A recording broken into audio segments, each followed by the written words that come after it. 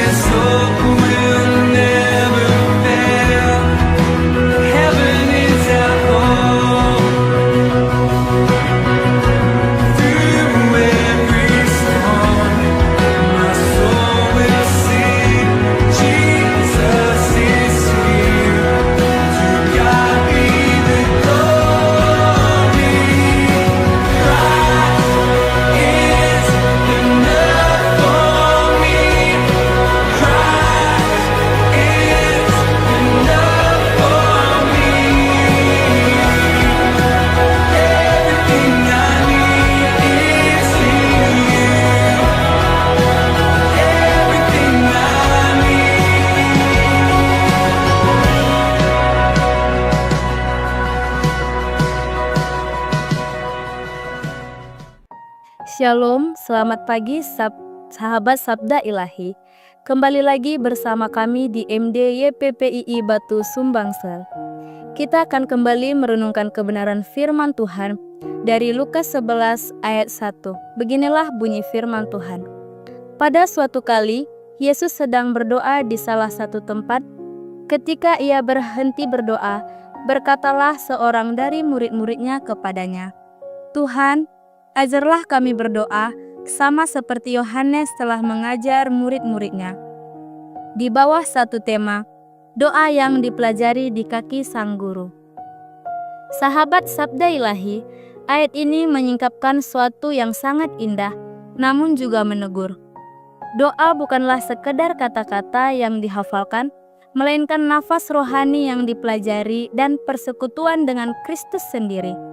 Murid-murid yang telah melihat Yesus mengusir setan, menenangkan badai, dan memberi makan ribuan orang, justru meminta hal yang tampaknya sederhana. Ajarlah kami berdoa. Mengapa? Karena mereka melihat bahwa seluruh kuasa, hikmat, dan keteguhan Yesus bersumber dari relasinya dengan Bapa di surga melalui doa. Ini berarti doa bukan tambahan rohani, melainkan inti kehidupan iman. Namun betapa sering kita meremehkan doa, menjadikannya formalitas sebelum makan atau sekedar pembukaan rapat pelayanan. Kita menganggap doa sebagai kewajiban, bukan kebutuhan, sebagai ritual, bukan hubungan. Padahal, tanpa doa yang sejati, iman kita hanyalah aktivitas kosong tanpa sumber kekuatan ilahi.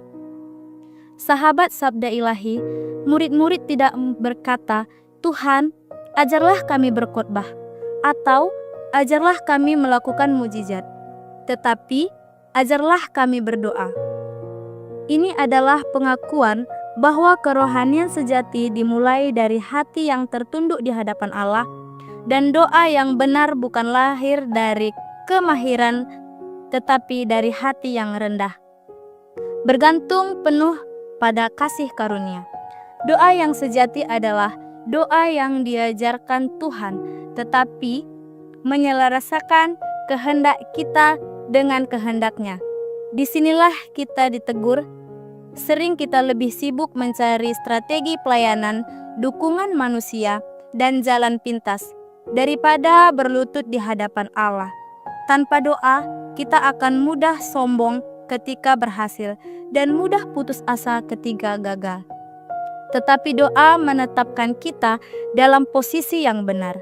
Kita hanyalah bejana tanah liat dan kuasa itu berasal dari Tuhan. Maka, tantangan bagi kita adalah kembali menetapkan doa sebagai pusat kehidupan, bukan sekedar perlengkapan. Secara praktis, ini berarti menyediakan waktu khusus untuk berdoa, bukan menyisakan waktu sisa. Berdoa dengan Alkitab terbuka bukan hanya dengan pikiran kosong, berdoa dengan iman yang mengakui kelemahan kita, bukan dengan kesombongan rohani.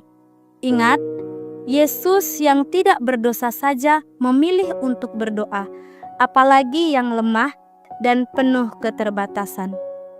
Baik, mari kita berdoa. Bapa Surgawi, kami mengakui bahwa sering kami sibuk dengan pekerjaan-Mu, namun lupa mencari wajah-Mu.